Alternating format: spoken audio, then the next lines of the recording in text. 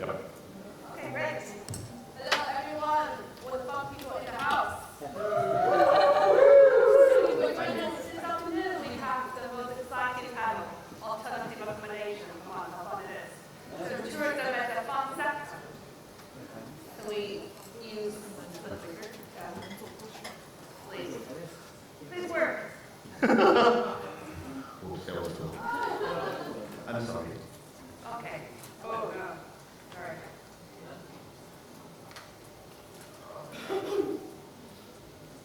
Okay. Shall we start again? Sweet, please. Thank you very much. So, autonomous accommodation, such a fun sector. So, tourism is fun, full of creativity and new ideas. That's why it's so exciting to see all of the panelists representing eco-stay, homestay, eco-lounges, and even glamping sites. It's a very exciting place. And we all know that our traditional hotel industry might be a little bit different, so we could have some potential negative impacts. For example, carbon emission, we have concrete buildings, right? So it all comes along with the carbon emissions that will be devastating our ecosystem. And also we have bird pollution problem, the transparent glass, actually a lot of birds eat into our glass, and then deadly buildings. And then about 1 million birds die every year in the United States alone, especially for the migrating ones in the night.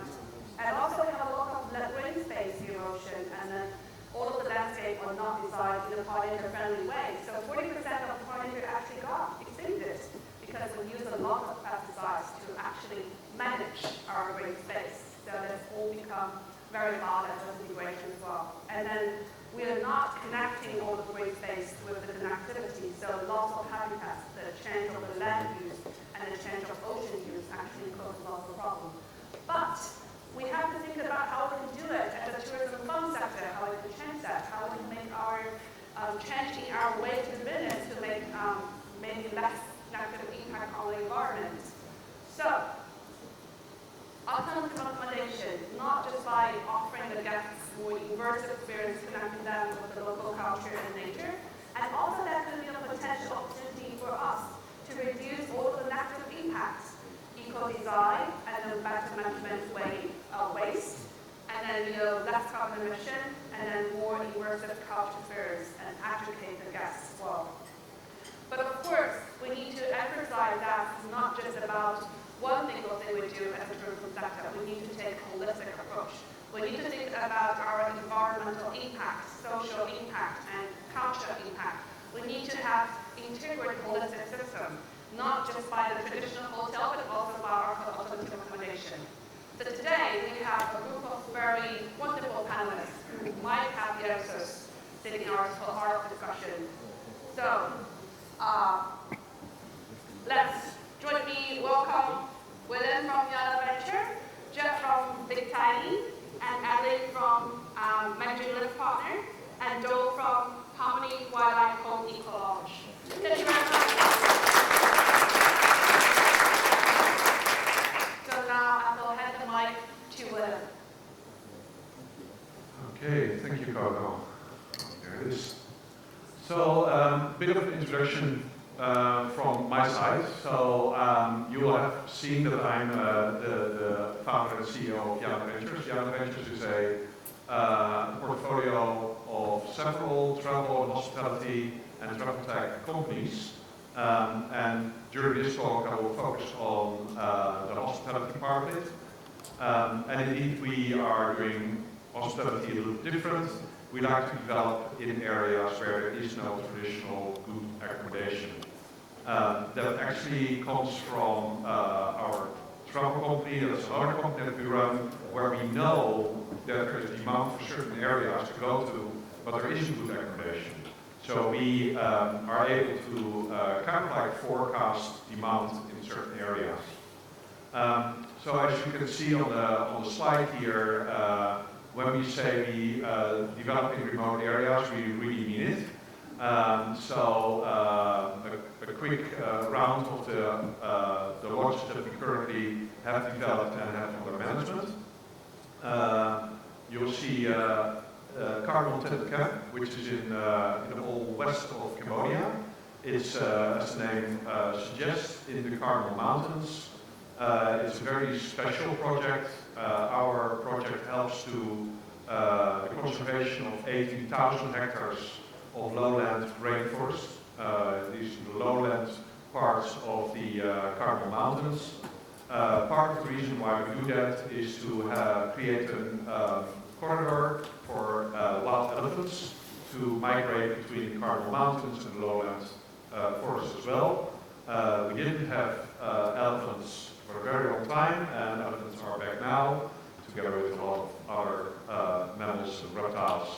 So that's very good.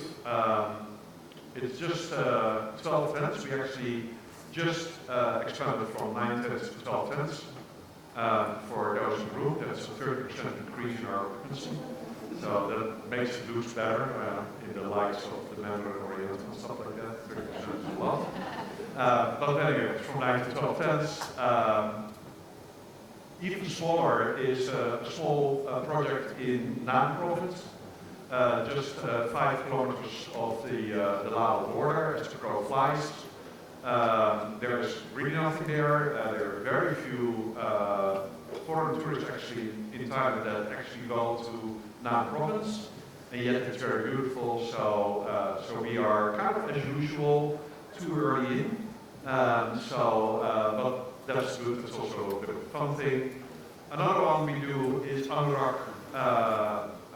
So that's a tent camp as well. Anorak Community Lodge in South Thailand in Khao Sok National Park is not a tent camp. We do have one separate tent that we have there. The rest is bungalows. It's the yellow bungalow on the photo you see there.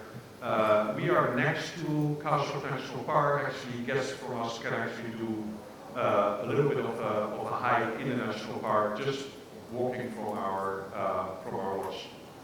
And the last we did was a development that we have currently under management as well. We developed in the north of Thailand, in YAANA. It's our first luxury tent camp. It's in YAANA, roughly between Chiang Rai and the Golden Triangle. And we have, again, very small tents in phase 1. Phase 2 will have another tent and spa development as well. Right, so that's a bit of the background of who we are. VHT Hospitality is the developer and the manager. So some of these lodges we own or co-own, others we manage. Right, so what makes it different from your normal city development, or maybe a development not necessarily in the city, but with the city nearby? That is that we are very reliant on the local community to get our staff. They can't really come even by motorcycle, it's usually very far away. In the case of Cardinal Tent Camp, you can only reach us by boat. So it's quite far. That goes for basically everything. Back of the house development making is tough in these locations as well. So it's very important for us to get our staff beyond their normal job description, if you will.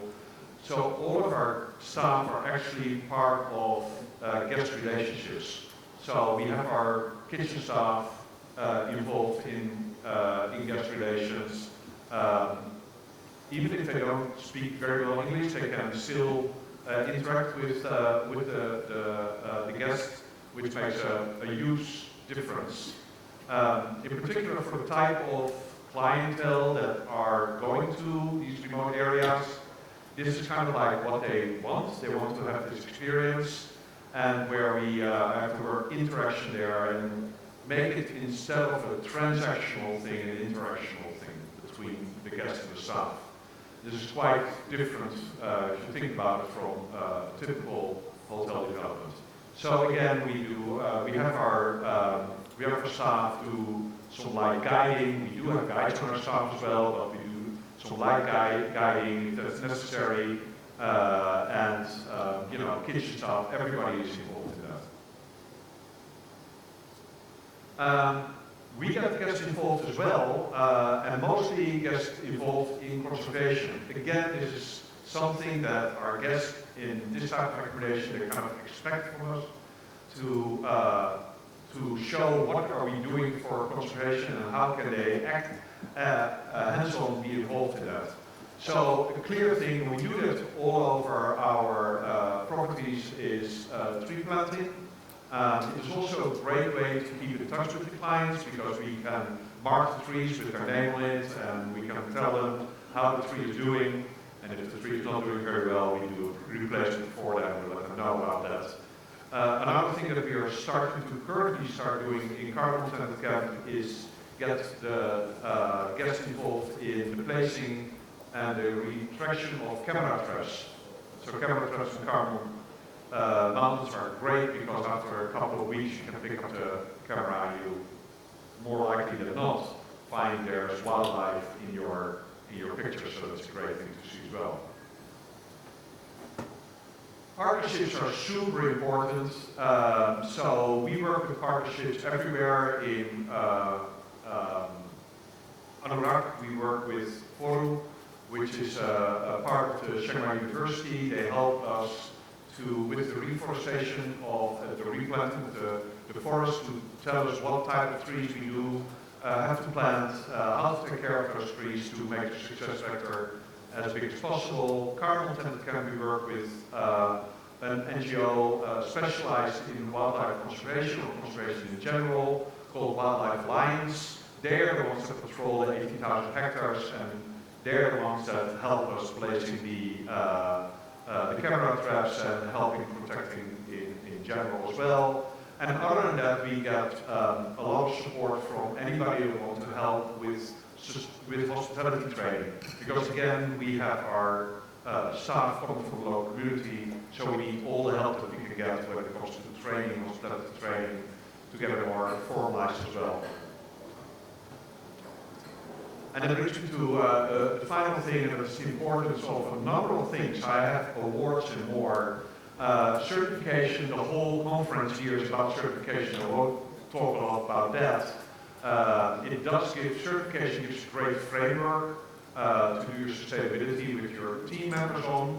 But we find that vying for awards is a real great way to keep going on your sustainability story, because getting to an award, you have to relate the story in a way to the jury, and you get the peer review from the juries as well.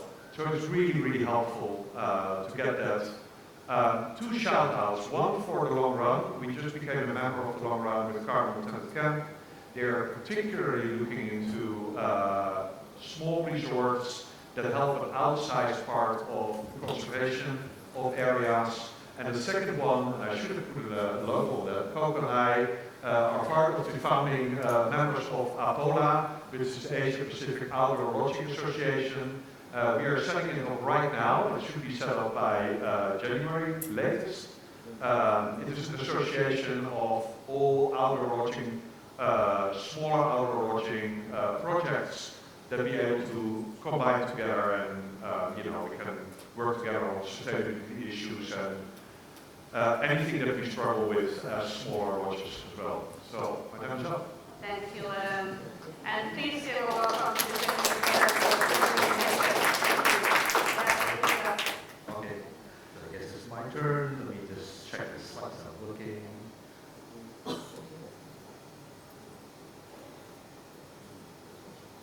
Technical error. Just give us a moment. Well, please, I encourage you to use the slide to ask questions because it's a unique opportunity. You can start doing those questions right now if you want to. Yes. Now it's working now? No. Okay. All good? So clap again. I get extra Confidence. and extra claps as well.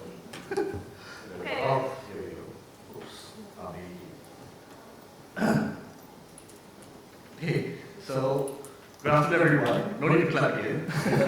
So my name is Jeff. I'm from Big Tiny, so very honored to be here to share about sustainable alternative accommodation in tourism.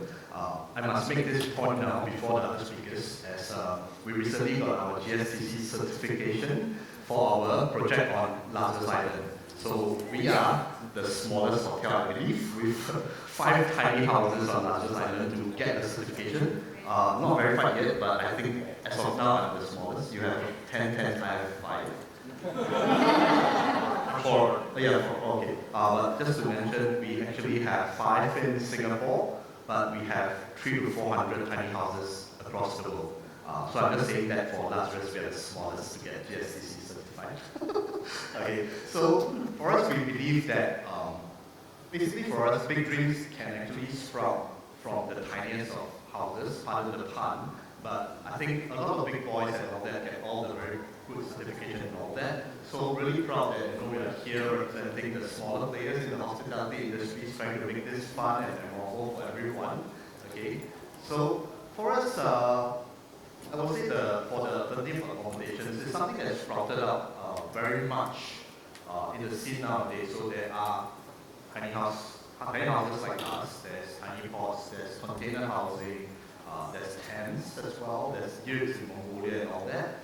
What we've noticed is basically there is a trend of people who are seeking out experiential accommodation spaces. There are more and more eco-conscious and green travelers from around the world, and they are moving from the usual trend of luxe travel and all that. I'm still a bit guilty of that. Big rooms are better, but I'm here to advocate that smaller is actually better. You'll realize later from the slide that my tiny houses may be small, how small, 100 over square feet, but they contain whatever that's needed for a good stay. Okay? So, Big Tiny itself, we were set up all the way back in 2017. We had one vision, and that's actually to connect everyone in the world with nature and sustainability. Okay, and with Big Tiny itself, we hope to be an example or give inspiration to other brands as well to be the creative nature-centric lodging in Australia and beyond. Okay, it is a very bold vision. Okay, but how are we able to personally embrace it? Because to us, I think it's about lowering the barrier of entry. Because I think a lot of people, what we have in our minds is that if it's sustainable, if it's green, you usually have to pay a premium. Okay, so I'll show you later throughout the slides why we think that accessibility is especially important. Because if you have an amazing sustainable concept, but nobody is able to enjoy it, access it, then the impact will be drastically minimized. Okay? So why sustainability in tourism matters? Because I think with the increase in tourism, especially like over-tourism in some countries, it actually has a lot of impact on the environment. Like, for example, I'm sure you all read about Japan, the 7-Eleven, where they block out the views of Mount Fuji to prevent them from overcrowding. You contribute to, for example, a huge amount of waste and all that, leaves a lot of impact, trash, clearing of trees and all that to build your hotels and such. Okay? So what we hope to achieve is to basically have a good solution for all this by minimizing the impact of tourism on the environment. And of course for us, or for me personally, I'm a city dweller. When people tell me about reconnecting with nature, the first few thoughts that come to mind, I'll have to sleep in a tent. No offense. Sleep in a tent, I won't have a good night's rest, I won't be able to cook good food, for example. I'll be all sticky and sweaty. How many of you agree with me? Right, yes. So I'll introduce you to my houses later. so our motion, our vision is actually to encourage city dwellers like us, all of us here in the room, to take baby steps towards embracing nature. So our tiny houses, they are actually deployed in areas with amazing scenery. Okay?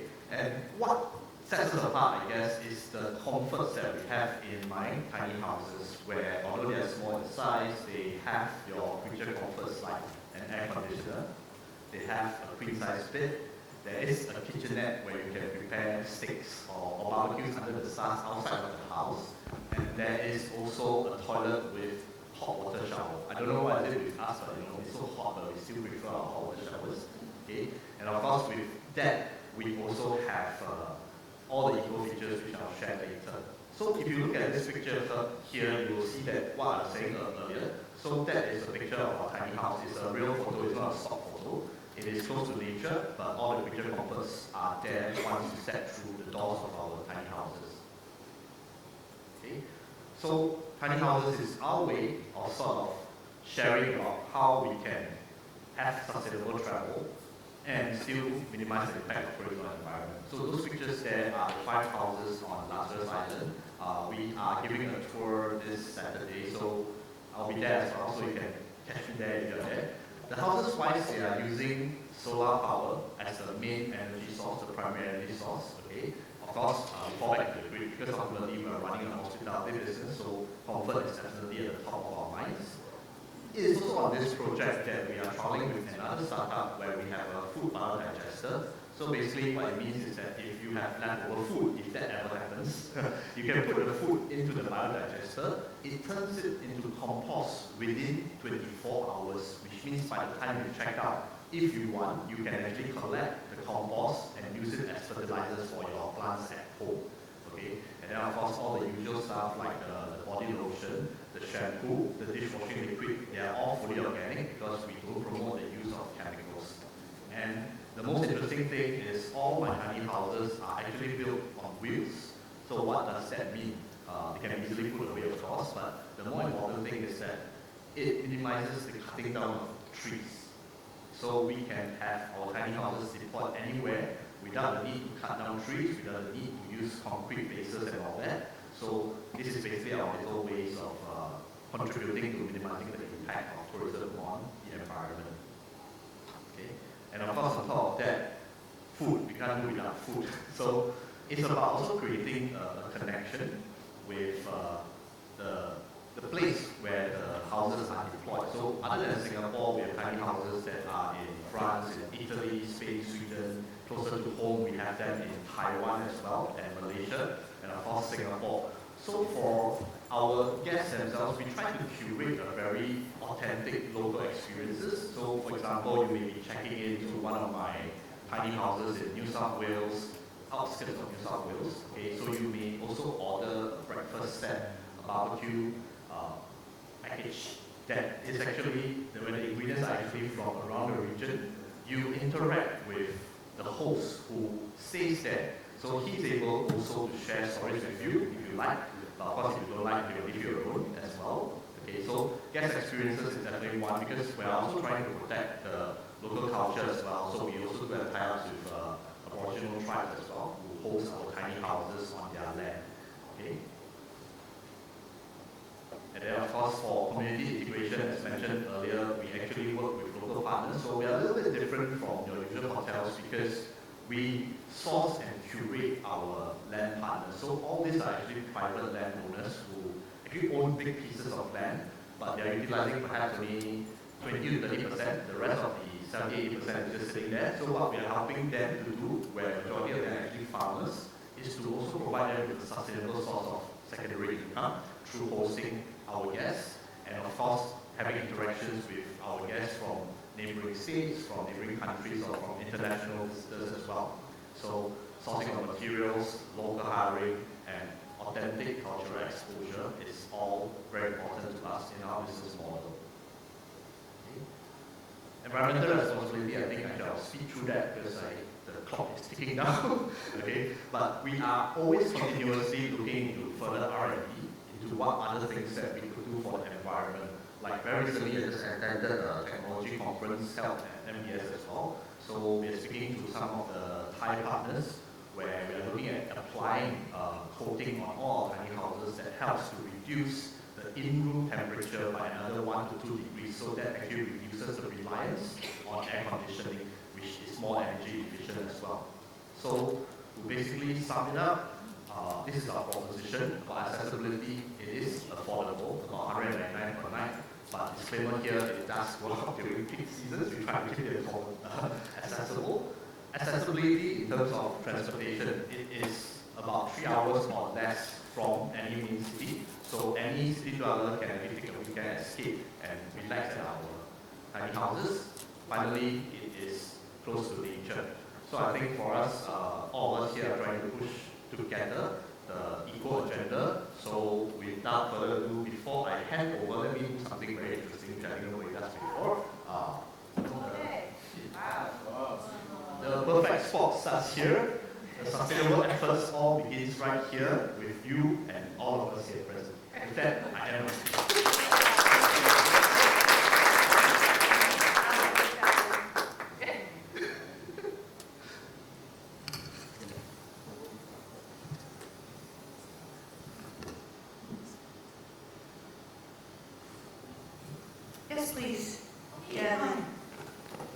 7, I take care of Live. Live is a experience-led social living brand, and we're part of the Escort Group based in Singapore. So this, like what Jeff had mentioned, right? I think we share many values, and similar to Willem as well.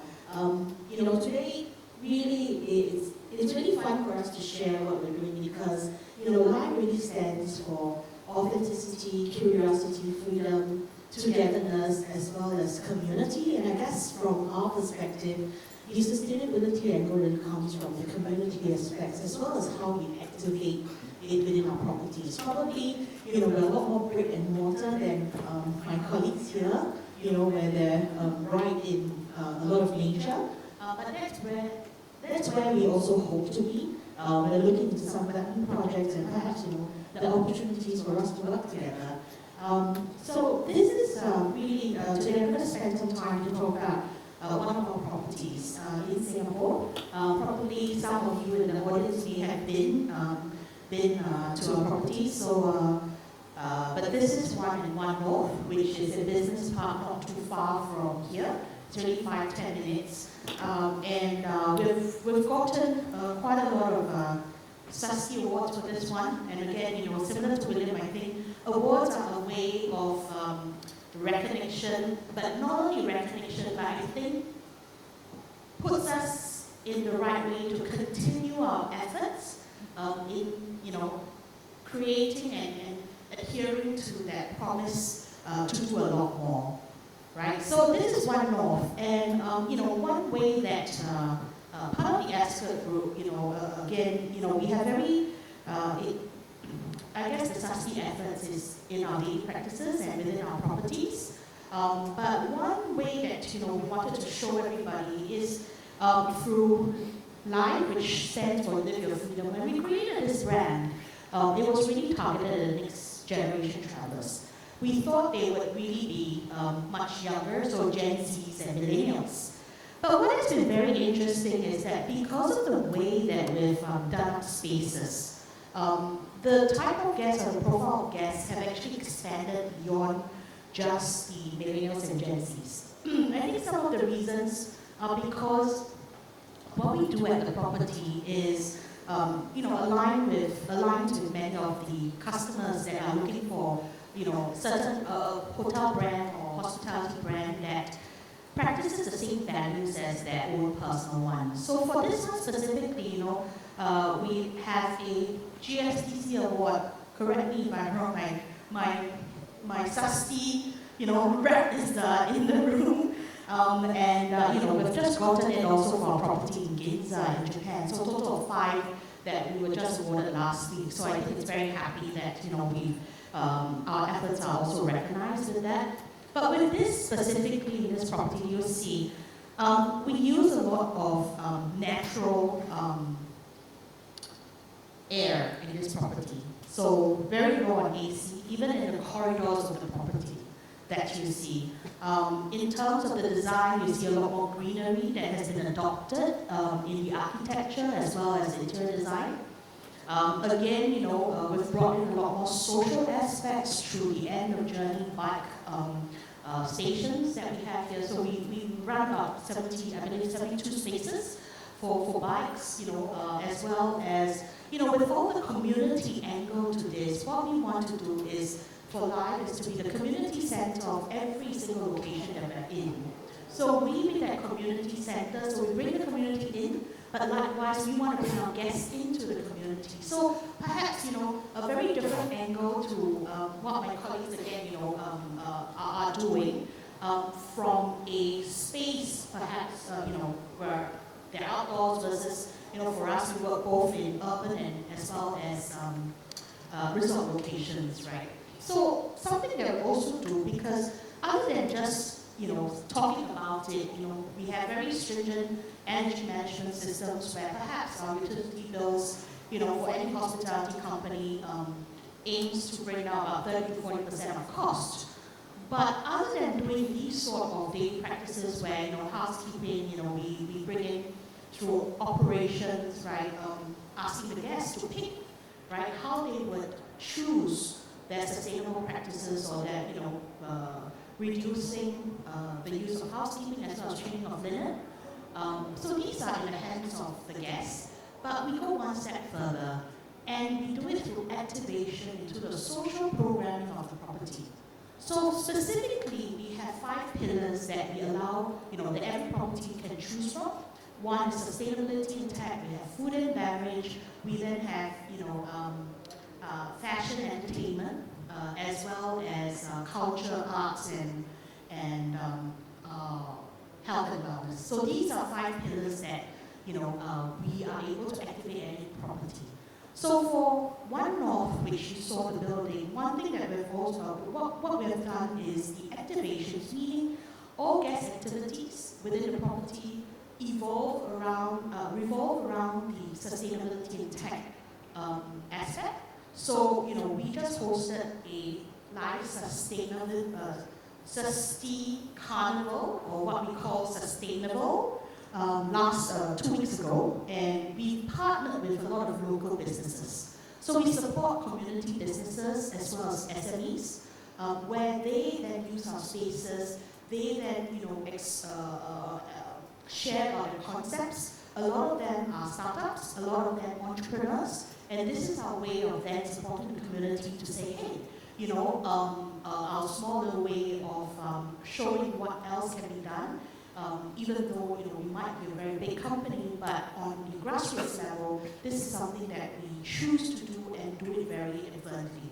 So we collaborated with Green Loop Farms for a DIY salad where guests in our properties at our social kitchen will be able to whip up a meal.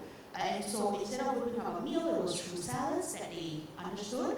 We also actually have vertical farms within our property, where guests are able to harvest their vegetables, as well as, other than just food wellness, we also have them go through mindful wellness, so emotional well-being, and through, classes where they go through and they sit in, but these are all by choice, right? And the third one is really through any view where guests are able to do an electric car race.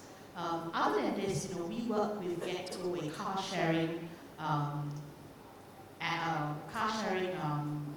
project where they are able to leave their cars at our car park as a spot to support such projects. And last but not least, right, we wanted to show within the planning of any project that we take on.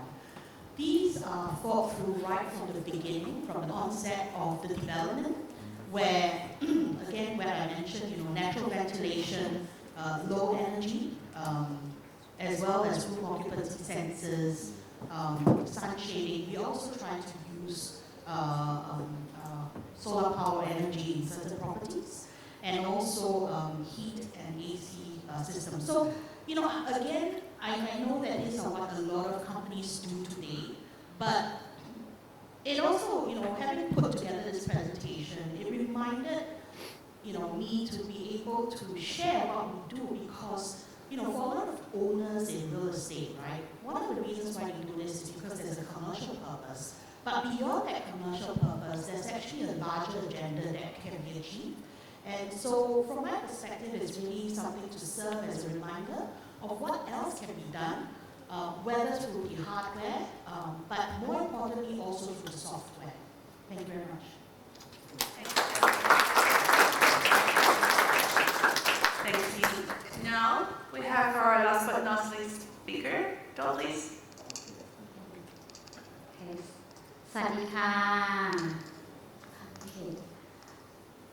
Okay. First, I would like to say thank you to GSTC for giving me an opportunity to join GSTC 2024 in Singapore. This is my first conference and I have to be on this stage, so I'm so excited. Okay, I will try my best. Okay. Okay. It's an honor to welcome you to Harmony at YAANA Home Eco-Lodge and to share inside here. Okay, before we dive into the detail, please allow me to tell you what Haunted Thailand is. Our two charming guest houses are 30 minutes from Chiang Mai. It's in traditional Thai village and surrounded by peaceful hills and forests. And each comfortable guest house sleeps 4 to 5 guests only. And it's a perfect spot for family and friends to come and spend quality time together. And our guest houses are built from 95% reclaimed wood and decorated with the beautiful craft and art which made by the local artisan. And we are solar powered, and we also use sustainable water and also waste management. So Harmony at Hoi Lan is a space for our guests to rest and recharge and to rest and recharge, to explore and experience, and also to understand themselves through a respectful connection with nature, with culture, with community, so that we can contribute together to a greener and kinder world. So I am here today to share how Harmony at Hoi Lan work together with our local community to celebrate and sustain culture. So I will respond on culture. Okay, let me tell my background a little bit. I am Gui, which is a local ethnic group from the northeast part of Thailand in Cambodia.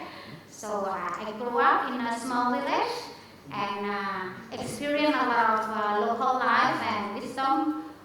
When our family travel, we love to travel.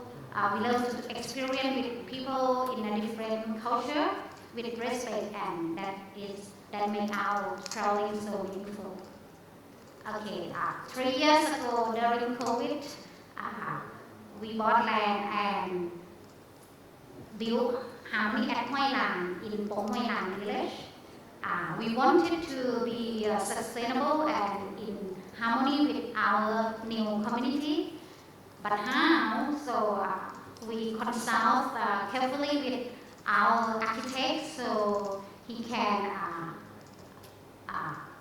follow our idea. So my husband Peter shared with the sustainable construction idea, and he did a deep survey with the community and choose a harmonious style for our idea. I spent time build trust with the community, and we join a lot of local activities and Buddhist events, and donate a lot of the monetary, a lot of donation, which is the donation to the community, is helping sharing, and also we join a lot of the forest ordination, which is the local wisdom for preserve the forest in the community. And from the first day of our house building, we followed the local traditions, and gradually the community accept our family.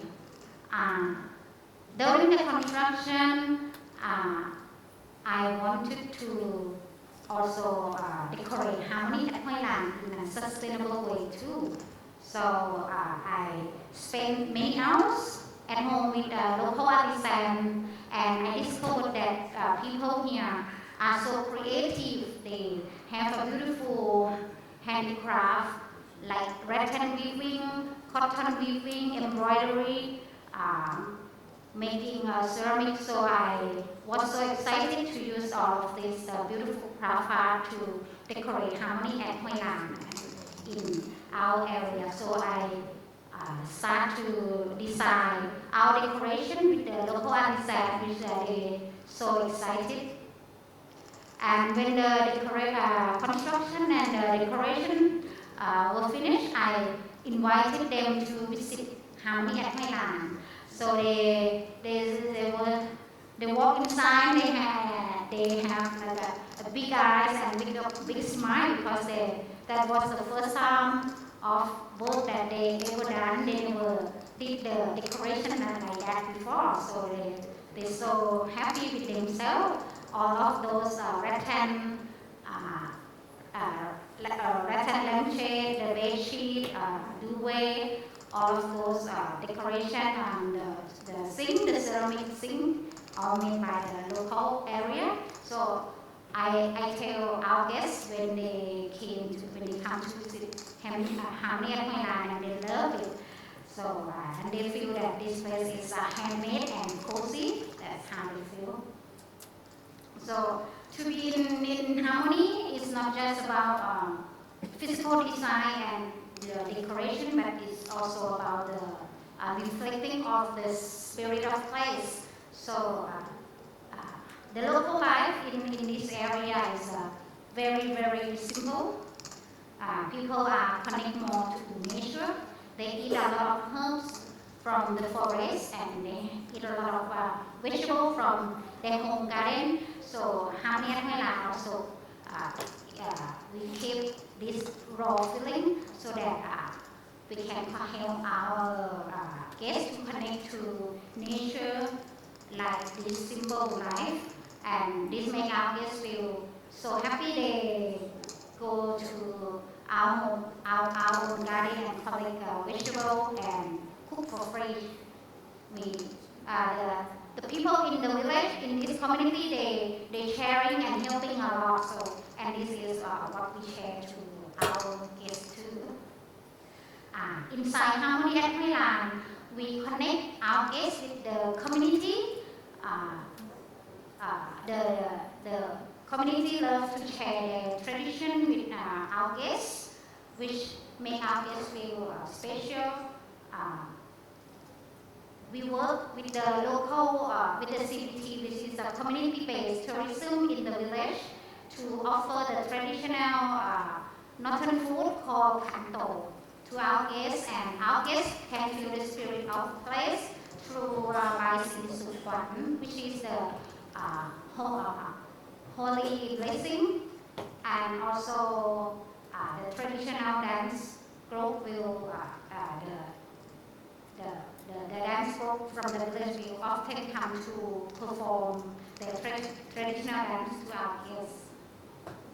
Okay. This outside Harmony at Thailand also, we also connect our guests to the community. Our promise to our guests is that they will get a chance to meet with the local people and experience the local life here, the simple life here. So this is the time for our guests to discover how all these beautiful craft art are made and who made them. So the village, the community-based tourism in the village have many hands-on experience like cotton weaving, rattan weaving, curtain weaving. All of these making a massage ball, cooking, for our guests to learn and experience. So our guests have so much fun from across all age and nationality that you can see the big smile from these. Okay. And if our guests are interested more deeper in heart and soul, we will invite them to meet with the monk in the temple, which makes them feel so special. And this we work together also with many organizations and with the formal and also informal to create our greener world and sustainable world. So we have to work with other organizations too. So like this we use like a clean solar power, as you can see, which is really important to make it sustainable. So what you have learned from my session is culture is not just material, culture is community life, and soul is the music, dance, arts, craft that make life beautiful and joyful. And culture is the deepest lesson is how people share, respect, give blessings, say sorry or say thank you. So just search for the spirit of your place and take your time, earn trust, make friends with the community, and weave it into your place and connect your guests with the community, but invite your guests to experience it and give them a space too. So profit from heart with service, safety, sustainability, and with spirit. Thank you very much. Thank you very much. Thank you for the beautiful story. And thank you all. Good job. So now we move to our Q&A session. So please use your Slido to submit your questions if you haven't yet done it. So let's look at the first question we have. Willem and all, of course. How much do awards and recognition help attract guests? And how important is supporting data in shaping these stories within your marketing? Willem, Well, I would say it's very important. We are small, so therefore our marketing budget is equally small. So we need all the help we can get. So PR is really the way for us, not so much pay for marketing. Basically cannot afford that. So yeah, awards is very, very important for the PR part. We get published, and of course PR gives you third party kind of like credibility in particular. Again, it depends on the award, but you need to pursue the right awards, and that helps a lot. And supporting data is very important. And I think actually that's what I kind of was alluding to. If you are going for an award, for a reputable award, you need to come up with data. Otherwise, it just basically is not going to be accepted. So data is very, very important. It's not so much important to publish data, because if you publish data for the guest, it usually doesn't say anything to them. But if you publish it to a professional jury, it does mean something. So yeah, data is very important as well. yeah, maybe Alan, do you want to add a little bit more on that? Because I think you have a lot of recognitions as well, right? So I think I think the first consideration when we go for awards is not really because I guess it comes from a different perspective. One is, when we go, sustainability in our business, in the real estate business, as well as in the investment community, in the capital markets, there is a value to make today.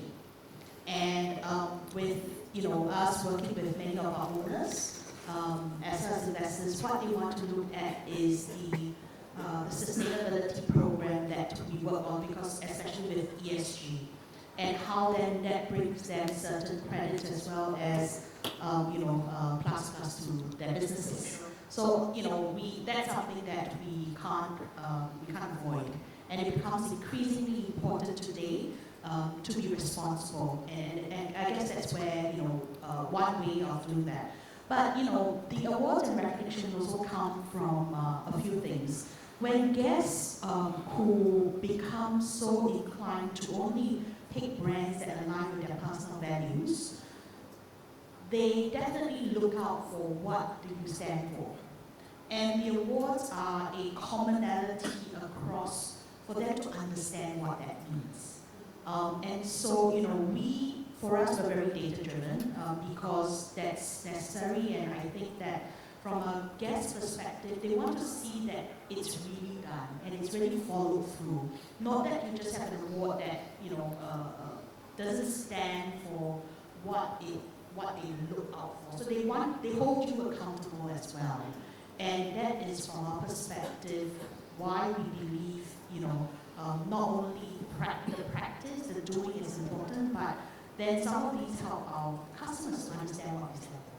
Yeah, recognition sometimes is very easy to communicate, but what's coming behind is how you really do sustainability and how you marry all of the impacts, right? So, Jeff, talking about big tiny, I think it's very interesting about that. So you have very tiny houses here and there. How do you collect the data? We are very much data-driven. Of course, we try our best to collect all the data. For us, I think the important points that you mentioned are really relevant. So for us, I would say that we see the importance in letting our guests know how they are actually contributing to the conservation efforts, for example. So we take this data, they may be very raw data, for example, we try to make it into interesting infographics which we can share with our guests. So again, this is something to do with accessibility, because for us when we set up Big Tiny itself, guests may or may not know that we are eco-conscious, but we know underlying that as long as every guest stays with us, they are actually doing their part for the environment, either consciously or unconsciously. So this is our sort of way of doing our little part, each and every one of us, to go forward to the bigger sustainable agenda. Yes, let's stay with you. So another question from the audience: what made you consider having those accommodations with a small number of rooms certified? Yeah, it has something to do with Big Tiny, so no, just kidding. Because my two co-founders and I are actually all based in Singapore. Majority of our houses are actually mostly in Australia, with about 300 in Australia.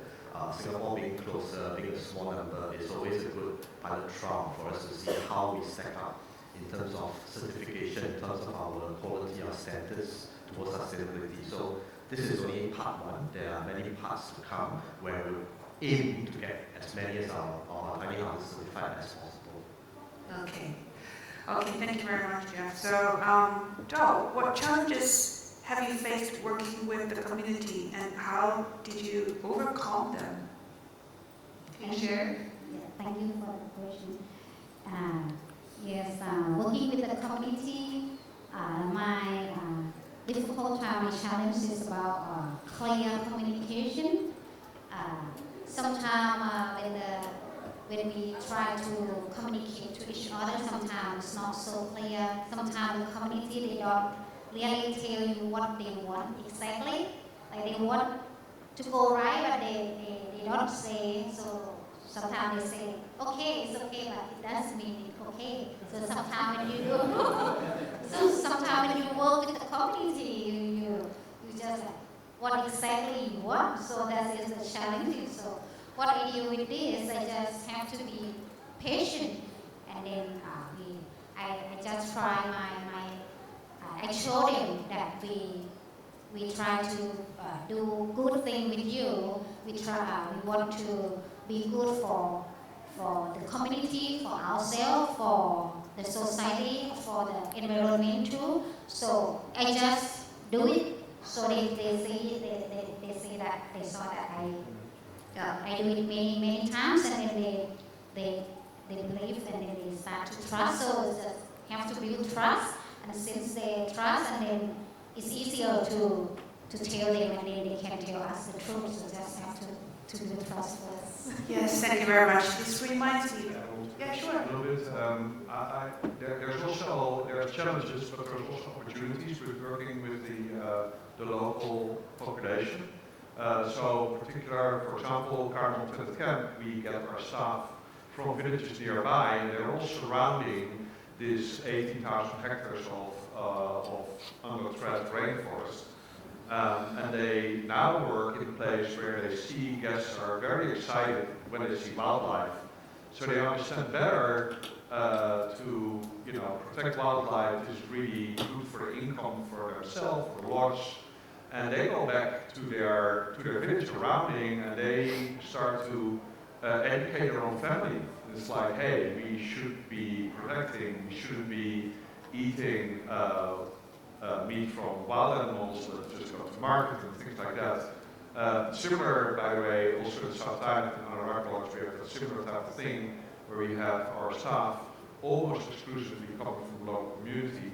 And again, going home, understanding how important it is to, in that particular part, we are having a lot of oil palms, to kind of reduce oil palms and to work more with local indigenous species of trees, fruit trees, and that kind of thing.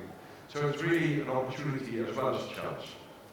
Yes, of course. I think very important is being part of the local indigenous people and gain the trust. I think that's also very important, because I'm from Southwest part of China, and I'm from the minority group as well. So I think it's super important to get them on the journey and make sure they're engaged in every decision-making process. So thank you very much for both of you sharing that. And we have another interesting question. to all, share a sustainable solution example in alternative accommodation without actually increasing cost. Shall we start from Ellen? I have to. quite immediately, right? Probably. I have the benefit because I'm starting first. So I think two in particular, and that's something that we do on a day out basis. One is for us, the company has a mindset of local first, and I mean not only local first, but wherever we operate across the 40 over countries, we localize.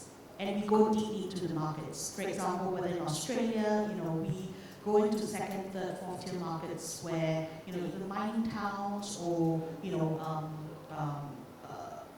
more, suburban locations, I would say. Within China, we also have over 200 properties and a lot of them in second, third, fourth tier cities. So we go into local markets, we go deep. But one thing we also do is we hire locally. Within our properties, and I think that becomes very important because let's say, from the Life brand, right, that becomes especially important because we have a position within the property called an ambassador of us, which essentially is a community manager. So this person helps guests, communicate with each other, especially in the Asian community where we tend to be a little bit more shy, right? So they encourage guests to interact. Other than that, they also run events. They run our digital stories, online. So as part of that, we need that. Those are roles anyway that we will need to hire. But also, the way that we run our brand, especially through the execution of it, is part of our day-to-day operation. So I think that's one. The second one I think that we do as part of our sustainable practices is we do not offer daily cleaning. We also put that choice in the hands of guests. If they decide to have daily cleaning or they find a need to have daily cleaning, or perhaps in some properties we're piloting whether to take away that option altogether. Is also then we start to compensate them, okay, not compensate, but to give something back, right? We tell them that if you choose not to do daily cleaning or you choose to do 3 days cleaning, then, we will donate something to the community as well as, we give them a token that, they can choose what they want to do with that value. So these are things that we have incorporated in our practices. We are also evolving. What we've noticed is that different countries, when guests go to different countries, the way they react to some of these practices are also different. So we're also learning as we go along as to what guests. Great. Someone want to supplement on that? Maybe Jeff? Yes, please. I'll do it. Two? I have one. Okay. So I think to us, sustainable solutions without increasing costs, something that we want to very clearly is about finding partners who are aligned to the vision itself. So a very good example, as mentioned earlier during my part, is about working with the sustainable company which provides us with the food mart digester. So there are also another local startup who is also thinking about, for example, expanding their operations to Australia, which we have been operating in since 2017. We are very big on win-win situations, and we also have been working with another startup from Australia who is thinking of setting foot in Singapore. So they actually provide us with a whole gaming platform solution where their dream is about protecting biodiversity. So they actually set up realms for us in Singapore all around the world where our guests can actually participate in a game where they just have to use the app. They could identify plant species, animal species around them, and the app actually gives them information about what the species name is, how we would actually protect them, what are their predators and all that. So we find that this partnership is a very good way where you can also implement solutions, sustainable solutions without increasing your operating costs and such. But of course, having said that, it's not that easy. So it's about finding these people to enter into partnerships with. Yeah, I think that's linked to another questions. Maybe I'll direct that to you, Willem. So yeah, finding partners and then maybe communicating initiatives. How well do you do that? Yeah, well, partnerships, I mentioned before, partnerships is very, very important. Again, if you're small, you have to start thinking, you have to focus on, we focus on operations, and focus on educating and training our team, and guest satisfaction and all of that. So there's little time for other things. We don't have a large staff, so that means there are partners there. I mentioned a few. In the case of Anurag, we work with Chiang Mai University, the reforestation department, and they really help with that part. I mean, otherwise it's just putting a tree in the ground, but you know, there's a big chance that it will die because that's not your specialty. Your specialty is not planting trees, and you want it to really go well. Plus, it makes it much more interesting for the guests as well to know what type of tree they plant and why they plant it in the first place. In the case of Cardinal Tenant Camp, we work with Wildlife Alliance, and again, there our guests can walk and do walk treks and hikes with the rangers, and our guide can then translate everything they do. They get brought to the ranger station where they see all the snares that are being taken out of the forest and protecting wildlife life, and hear all the stories from the rangers who walk over 1,000 kilometers a year to do protection. So yeah, I think that communication is really important. I wanted to just also talk about the previous question as well. Like one of the solutions for sustainability and you know how it will actually save costs is for the tenant camp, the development costs are much lower than brick and mortar, and the time to opening is much shorter as well. So already from the outset, there is a massive savings. And early on, we did more of eco-lodges, like really on the basis of things, so really far away. But our recent developments are actually luxury, finding a 5-star hotel. Everything touch and feels on that level as well, at a much reduced cost. So sustainability starts from day one opening development cost. Can you give us an indicator how long does it take normally? Yeah, so after feasibility study, it takes less than a year to open. Oh, great. Yeah. See? Okay. Okay, Doll, do you want to share something about that? How you communicate with your wonderful initiatives in your market mixing? How do you communicate those beautiful stories and initiatives with the customers? Yeah, so far I only use my Facebook because we less than a year now. So great. About like 6-7 months. But yeah, luckily that we have a lot of friends from all over. Yeah, so a lot of them just. But I communicate since I start to build. So what process about the process? Yeah, that how to build it. And then people look at it and it's not even open yet, but a lot of friends come to stay with us.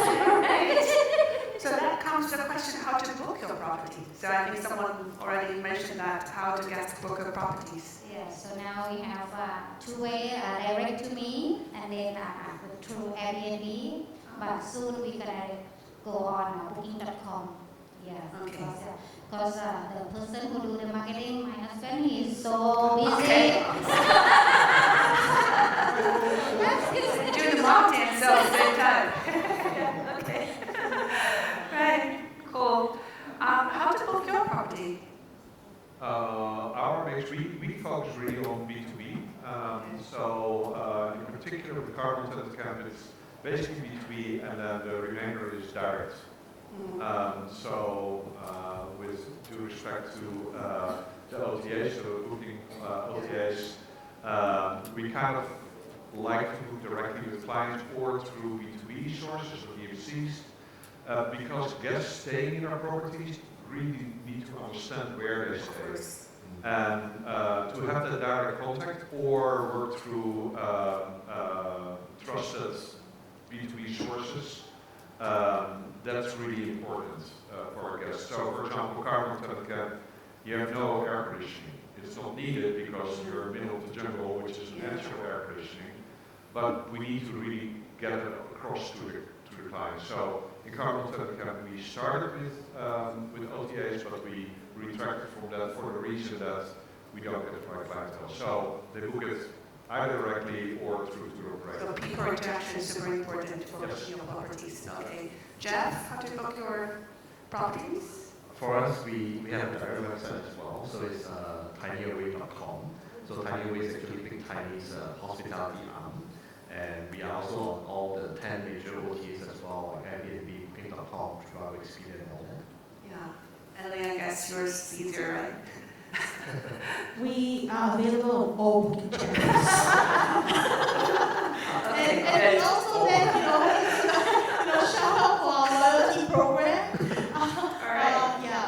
Yeah, okay. One thing, just one more thing from me. While we are away from our home lodge now, our guests look after to our place. So because when we go to Singapore, please look after to our place. We are saying, okay. Okay. Cool. So we have another question here. Do you think alternative accommodations have it easier in implementing sustainability since there's no brick and mortar expectations? Jeff, maybe start from you.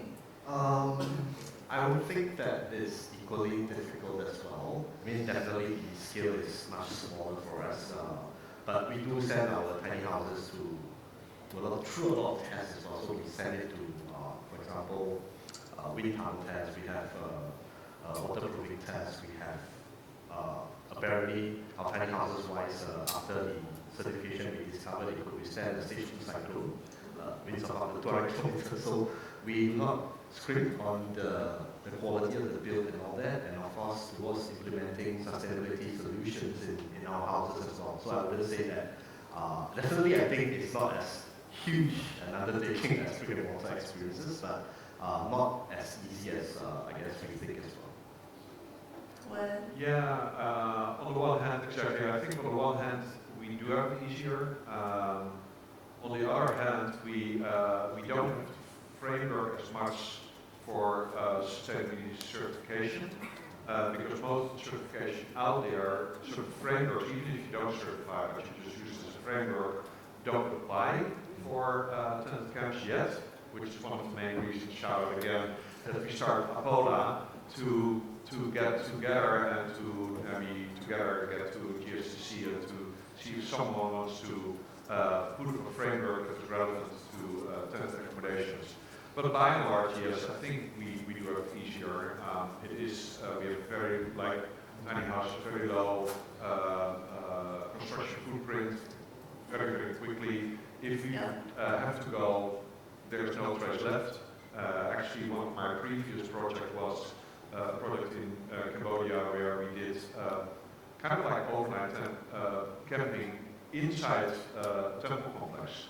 And we had to deal with the finance department of Cambodia to do that because we left no trace and it was completely handled by the local community. So yeah, we have one side of it, but if you get to like the luxury tents where you will have to go and work with larger tour operator chains and you need to get that certification, then we actually right now have a little bit more hard because there is no real certification scheme relevant to tenant camps. Great, thank you. So to come to the other question, share what is your favorite sustainable feature offered in your property projects? Shall we start from Do? Okay, right now we're doing the waste management project together with the community. So we start to persuade our friends in the village to reduce waste inside their house. So we start the Harmony and do our place first, and then we try to persuade them to do together so that it can be community. So right now we have more members, about I think more than 10, just at the beginning. So hopefully we can have more and more. Good. Thank you. Thank you. Adeline? If I can, be a bit cheeky about this, what's my favorite, sustainable feature is that we are very conversion friendly. We love conversions, and if you ask me from, a brick and mortar kind of aspect, right, it's adaptive reuse of buildings. Whether it's from a development cost perspective, whether it's from I think from an environmental perspective, that is really something which we really push for, rather than develop new builds for let's say within city center locations or downtown. But of course, the way that we look at it, perhaps it's a lot of people might say, well, it's also a very sustainable business model to look at it, because it's fast to market. It's also a lot easier in terms of going to market with the whole idea, because when I started, it's really to take advantage of the sharing economy. And with that in mind, right, if you ask me on the sustainable topic, then I think this is the biggest effort, right? In addition to what we might put in, all that SASTI kind of, M&E that we think about. But, I think first and foremost is to use an existing, adaptive reuse of buildings. Yeah. Jeff? Yep. I guess my favorite sustainable feature would be about the design of our tiny houses. So they are built using reconstituted wood, which is already sustainable at the very start. But what we do after is something that we are undertaking soon is how we use the offcuts that we build the tiny houses of, meaning the waste materials, and we actually repurpose it into a little memento for our tiny house owners or our land partners. So it's like something that they could remind them of the sustainable journey that they undertake as well with us. Oh, Willem. It's easy, returning wildlife. We see, and it actually goes with all our properties, but of course the most prolific in this is Harlington Camp. Simply because we are 80,000 hectares, 180 square kilometers of rainforest, and because of the protection, because of the rangers doing all their patrols, and our little tenant camp who funding these patrols. Great. We see returning wildlife everywhere. It's clouded leopard, we see elephant returning, as I mentioned before, dhole, Asiatic wild dog, Asiatic black bear, and they return quickly and in numbers. So hence the camera traps, so we can start to record it and help it with our marketing effort as well. But we're very proud of that, and it's Wow, great. Thank you very much for all of this wonderful insights. I think we've used out of my time and our time, and please join me. Thank you all of the wonderful panelists. Thank you very much. And it's going to be the end of today's program, and I think I was told to tell you, please be here on time tomorrow morning, 9 a.m. Yes, and thank you very much for joining today. Thank you.